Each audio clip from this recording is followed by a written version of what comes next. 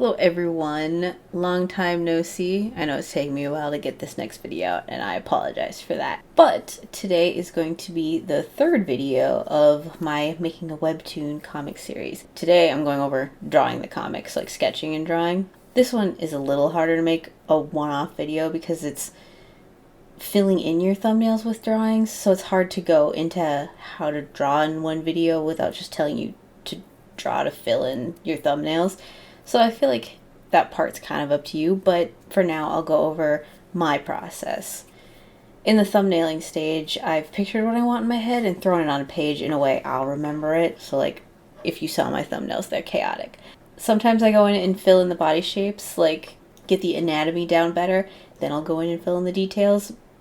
And sometimes I just go in right from the thumbnails to like the full sketch and like I don't plan out the body anymore. I always sketch in like this red color, dark red color, just because I prefer it. It's easy for me to read when I'm inking. Like I know a lot of people sketch in blue, but for me, when I'm inking in black, that's hard for me.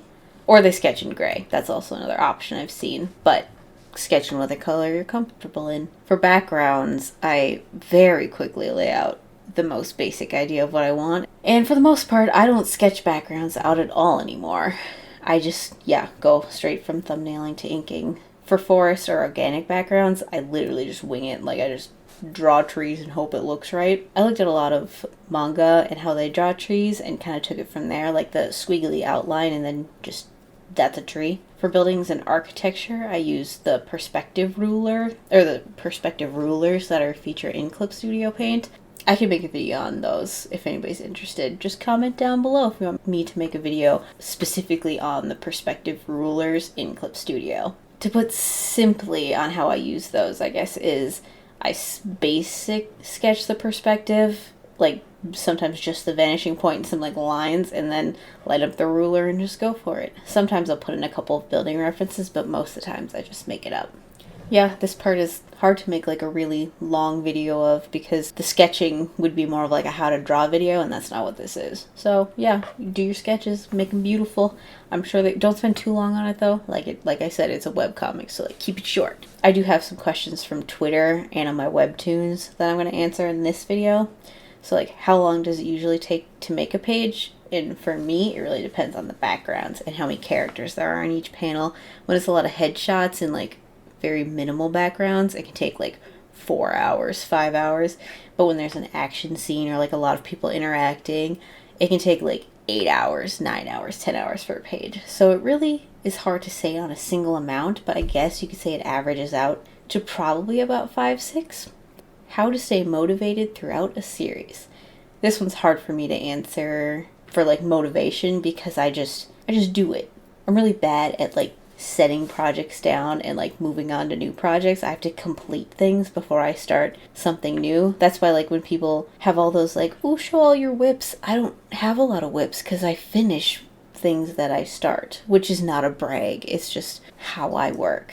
But if that doesn't work for you, think of all the nice comments you either get or will get, and how many people are like reading and enjoying your comic. And just go look at how many page views you get. Like that many people have laid their little eyeballs on your comic. So that's something to look forward to. And I read this on Twitter somewhere as well, but like somewhere out there, you're probably someone's favorite artist, which is crazy to think about.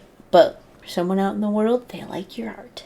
Even if they don't comment and interact with it, some people are very shy. So another thing is just do it for yourself. Don't do it for other people. Don't do it for fame. Don't do it for whatever. Like, it's your story that you want to put out in the world, so do it for yourself. If you want to see something come to fruition, do it. Don't worry if people aren't reading. Sometimes it just takes constant uploads to get started and noticed. And sometimes it takes Webtoons to notice that you're doing constant uploads and give you a little bit of a helpful push. I also got the comment that was basically, how would I tell other artists that they weren't going anywhere? And like, no artist isn't going anywhere. If your story needed work and you asked for a critique, I might be like, oh, your story is a little confusing. You might want to figure that out.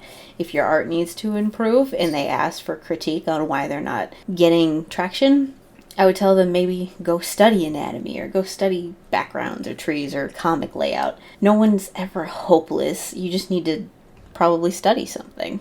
Lastly, collabing with a writer. I can't comment on this because I don't collaborate. I'm just too picky, and I just like my stories told how I like them told, and my cliches, I just like them. People that can collab are powerful because two minds is better than one, and they can come up with some chef's kiss stuff. So that's about it for this one. Sorry this one didn't have as many pointers. It's just hard to say just draw it in a nice way, but for sketching, just draw it. So thanks for watching.